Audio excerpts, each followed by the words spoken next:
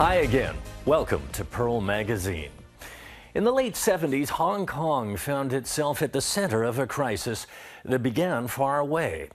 As the Vietnam War drew to a close, large numbers of Vietnamese fled the country. After treacherous journeys, many of those desperate boat people ended up on Hong Kong shores.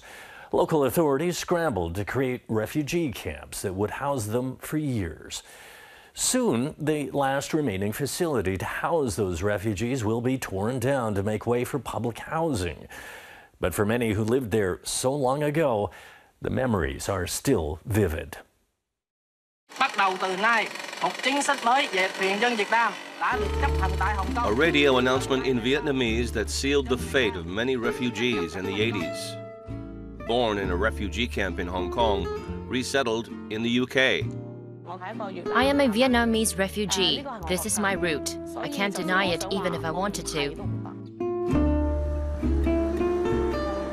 Resettlement denied. Forced to repatriate. Back then, we all had a dream of moving overseas. This dream of a paradise was dashed. His parents escaped from Vietnam. He returned to start a business. The Vietnamese abroad actually see that there's actually more opportunity in Vietnam now, so they're coming back to take advantage of it. Decades apart, older generation Vietnamese fought to get out. Their offspring are returning to find a new life and trace their family roots, to seek an identity they never had.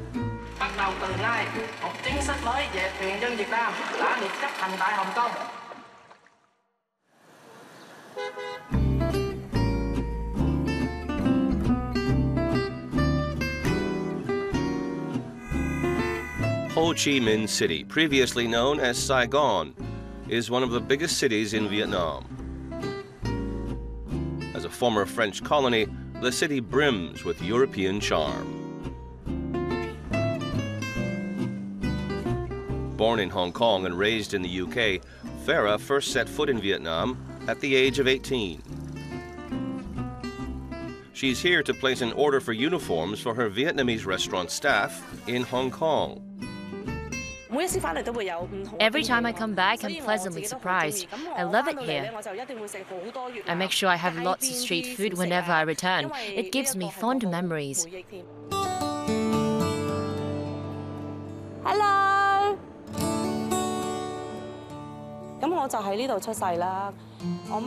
I was born here. My mom couldn't make it to the hospital, so she gave birth to me in the clinic here. This place is really special to me. The New Horizons building was once the Kai Tak Vietnamese refugee camp and was home to Farah's parents when they arrived in Hong Kong from Vietnam in the late 70s. I lived here for a decade, in the building just behind me. I also went to school there from primary 1 to 5.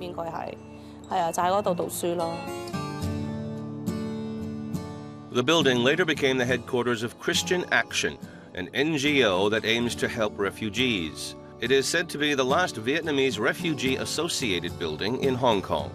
It's to be pulled down to make way for public housing as part of the government's redevelopment plan. Before it's completely demolished, Farah pays a visit to reminisce about her childhood. Oh my God!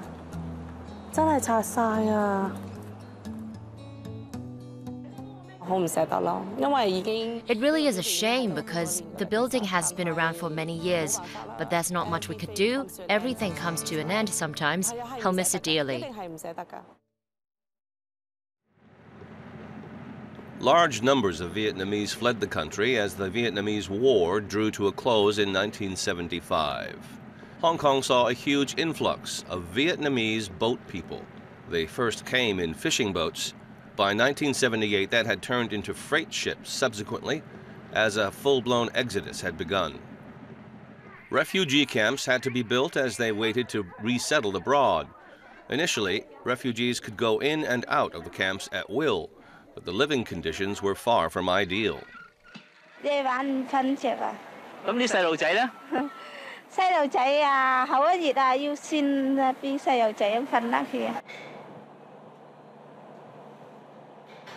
Life in the camp in Kai Tak is still fresh in her memory. The most difficult thing was that we hardly had any space. It was very cramped. Our family of 8 shared 3 beds. My brothers, my parents, and I would sleep together. The beds were also our dining table and playground. We really had very little space. Life was difficult, but Farah's family bore the brunt of the tough circumstances.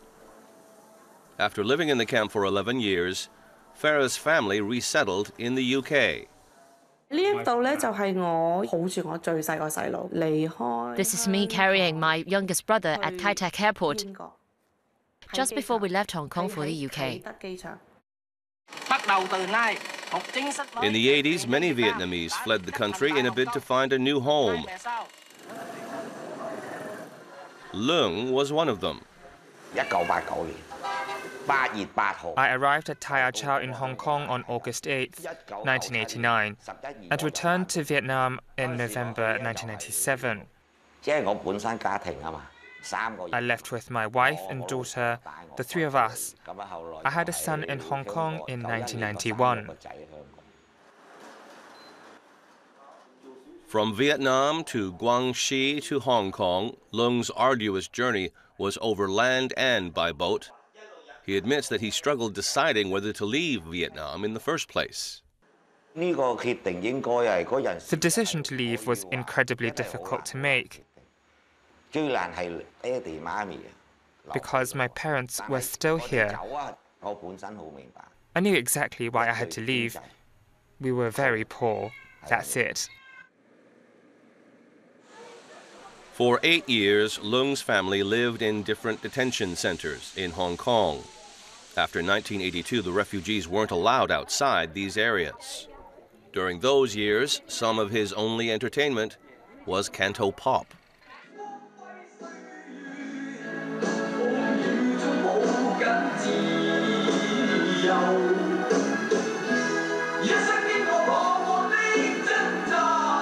This is High Island Detention Center. This bunk bed was basically our house. You can see clothes hanging here. This is my cousin's wedding at Tai Chau Detention Center. I think it's the 1990s.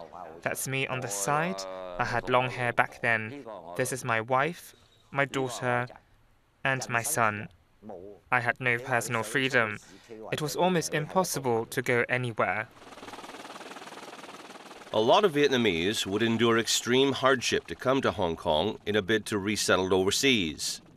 However, the government adopted a screening policy from 1988, separating political refugees, which were classified as refugees, from economic refugees, which were classified as boat people. Boat people were considered illegal immigrants who were not eligible for resettlement in a third country. They faced repatriation. We didn't pass the screening policy in 1988.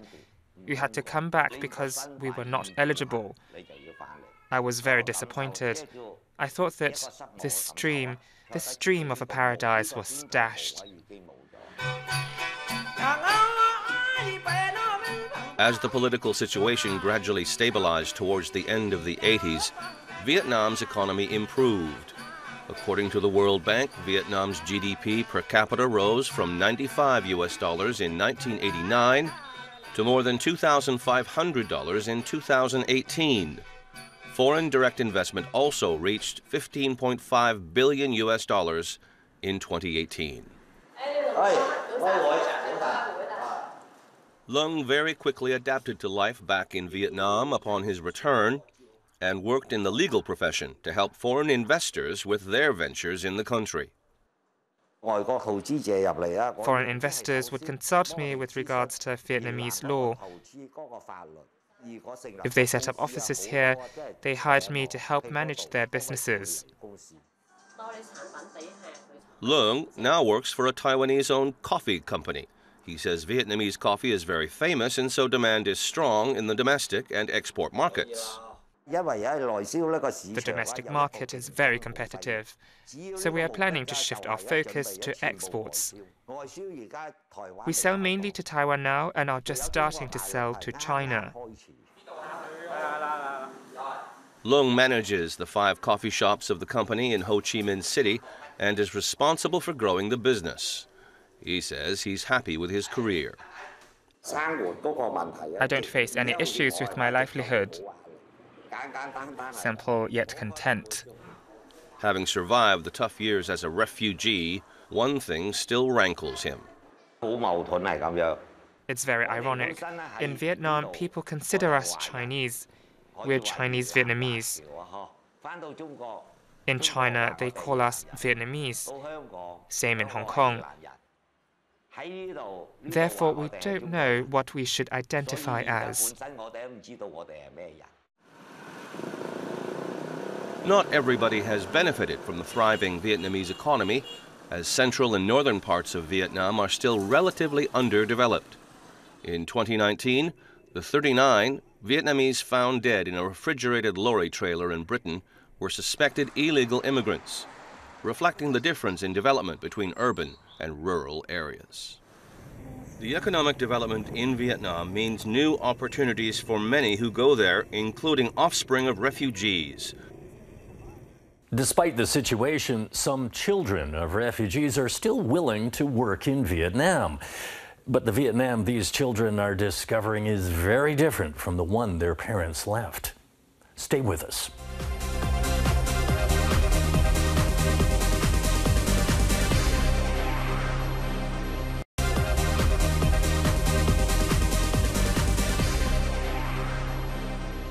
Welcome back.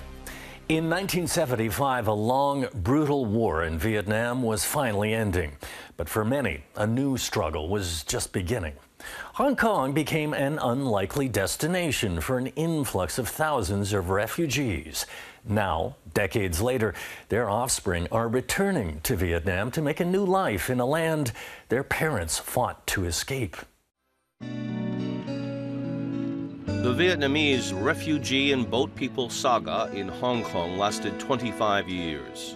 The 200,000 that arrived in Hong Kong in the 70s and 80s presented the government with substantial financial and security challenges. And up until the end of 2019, the UNHCR still owes the government 1.1 billion Hong Kong dollars, the costs of maintaining the camps and repatriation. Under the screening policy in the 80s, the government repatriated Vietnamese who were not given refugee status in batches. Many refused repatriation and launched large-scale protests in the camps. In the end, around 60,000 Vietnamese were repatriated. In 2000, the last of the refugee camps, Pillar Point Vietnamese Refugee Center in Tuen Mun, finally closed down. This marked the end of the Vietnamese refugee saga. Born in a refugee camp in Hong Kong, Farah and her family resettled in the UK when she was 11. She supported herself with scholarships and part-time jobs and eventually became a chartered accountant. She says she learned to cherish everything she has because of her childhood experiences. I know for a fact that my background is different. I didn't have any advantage over others. My parents couldn't give me that. I realized I had to find my own opportunities and I had to work very, very hard. When you have absolutely nothing, you would exhaust even the last ounce of effort in everything you do. Over 140,000 Vietnamese resettled overseas from Hong Kong. To them, Hong Kong was a stepping stone to countries like Britain and France. They came to Hong Kong to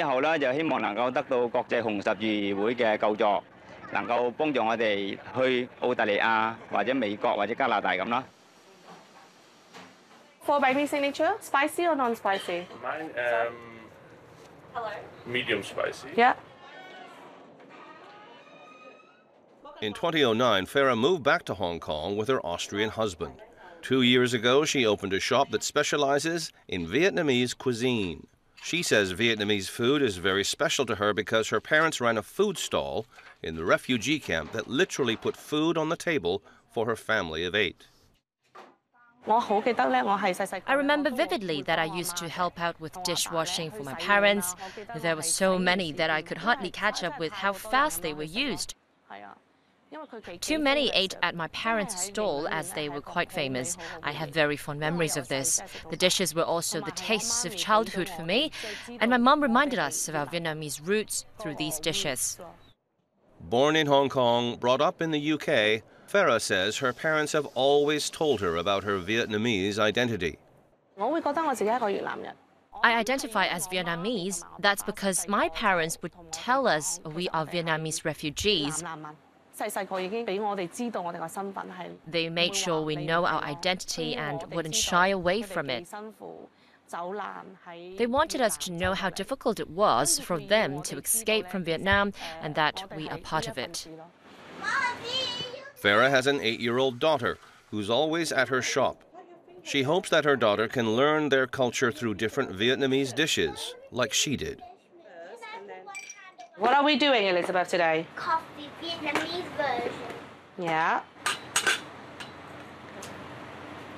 I want to pass on my Vietnamese identity to my daughter and let her know where her roots are. At the very least, she is aware of this as she grows up. She needs to know about her identity, that she has Austrian blood, but also Vietnamese blood in her. Coming, yeah? June 20th is the annual International Refugee Day. Farah is up bright and early to prepare different dishes to help raise funds at a bazaar and to spread awareness on global refugee issues. Although she is no longer a refugee, she still very much wishes other refugees a safe and stable life as quickly as possible.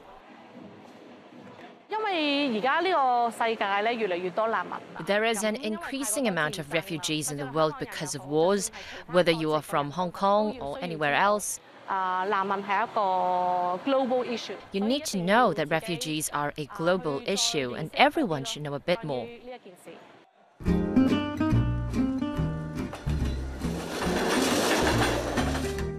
Now, based in Hong Kong, Farah makes several trips to Vietnam every year. In addition to stocking up on ingredients for her shop, she also visits friends. This time, she's visiting Ken's bakery. Ken was also a Vietnamese refugee. He left Vietnam on a boat with his family. He grew up in the U.S. after resettlement.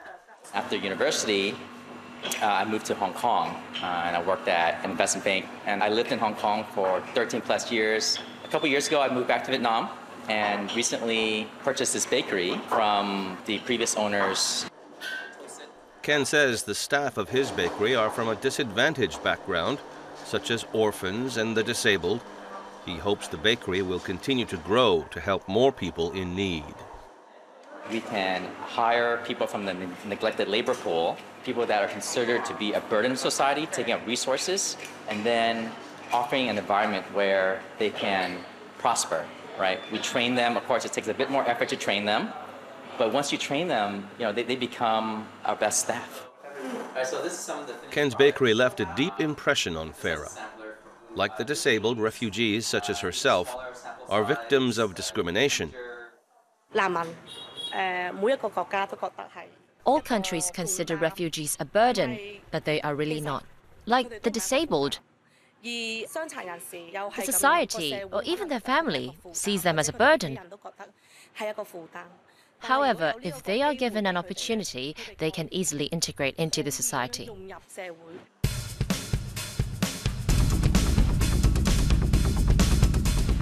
Nguyen Hue Walking Street in Ho Chi Minh City is one of the busiest and prosperous streets in the city. It's populated by shopping and dining hotspots and is one of Howe's favorite places. People see Vietnam as a destination for street food, for backpacker travel, to understand more about history like the Vietnam War, but also Vietnam has so much more to offer. When you look at the brands, the personalities, and the people here, it's a very vibrant, dynamic place, and it surprises people and delights people when they're here. Morning, Gloria. 27-year-old Howe is Vietnamese American, born and bred in the U.S. 3 years ago, he moved to Vietnam for work. He takes pride in his heritage, in particular, the food. I think Vietnamese food amongst overseas Vietnamese like myself, it's probably the #1 thing that we're very proud of. I'm Vietnamese American, so I have that Vietnamese cultural heritage. Being here in Vietnam is something special to me as well, not just for professional reasons. I think that self-discovery journey for me in Vietnam, it'll never stop. It's not a thing that has a time frame or a time limit. Hao's parents escaped to the U.S. via Hong Kong after the Vietnam War and gave birth to him there. As a child, he says he always felt different from other kids. I lived in a more kind of like suburb of San Francisco where it was predominantly Caucasian, and being Asian with Vietnamese name was something that always preoccupied my questions about identity and culture, and that's when I realized I was very Vietnamese but also very trying to be American at the same time. Hao's parents hardly told him anything about Vietnam, which left him with a vague idea of the place until he moved to Vietnam for work. While the family was surprised, they still supported his move. They left in their teens and they left as refugees, but they do see Vietnam now in a different way given how far the country has gone since the 70s and 80s. So it's a bit misplaced to say that they felt like that could happen to me as well. Hao initially worked for an American company here, but left after a year and founded his own startup. He decided to stay and develop his career, as he's very optimistic about the future of Vietnam. I think a lot of the discovery that I made about Vietnam was through professional interest, actually, more than family interest. And it was during that time when I first moved here that I more understood about the culture and the history and the future of the country. 3 years ago, with a friend, Hao founded an online platform that produces short clips about Vietnamese culture and society in English and Vietnamese. He hopes that this platform can introduce Vietnam to more people. As a media company, we want to tell stories about brands and people and trends that are like defining the Vietnam that we know as of today. Our target audience is Generation Z and millennials. We hope to contribute to this vision of a better Vietnam. September 2nd is Vietnam's National Day, and celebrations are in full swing. Having started his own business, Hao hopes that the younger generation can seize more opportunities in the country. I think Vietnam needs to provide better access, more opportunity for its young people, and that could come in the form of implementing things like a minimum wage or making education more accessible, reducing tuition fees. There's a lot of things that can happen. We're going to see the country continue to grow. That's our show for this week. Next time, the Pearl Magazine team will have plenty of tips on how you can ring in the Year of the Rat with conspicuous auspiciousness. Thanks for joining us. Bye for now.